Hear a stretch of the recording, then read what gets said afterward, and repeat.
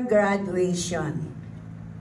They satisfactorily finished the curriculum of preschool and elementary prescribed by the Department of Education.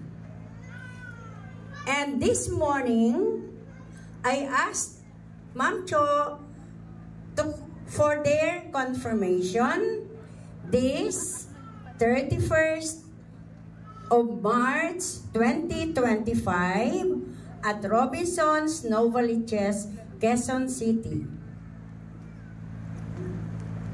As public schools district supervisor, after carefully scrutiny of the requirements submitted in my office, I have found that you have completed the requirements for preschool and elementary.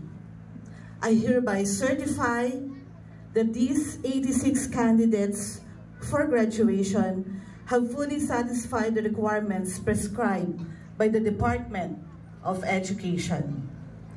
So by virtue of the power and authority vested in me as the representative of Juan Edgardo M. Angara, Secretary of the Department of Education, through Dr. Leonardo C. Canlas, CESO 6, Officer in Charge, Office of the Division Superintendent, and having been presented and duly certified by the President of the Board of Trustees or School Head, Madam Evelyn P. Buwan, that you have satisfactorily completed the requirements of the K-12 Basic Education Program for preschool and elementary of SEMB Integrated School for school year 2024-2025.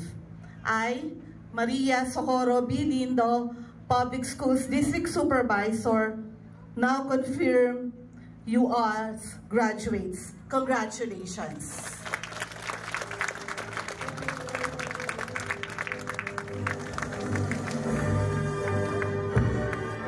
Let's give a big round of applause to our graduates and movers as they receive their certificates.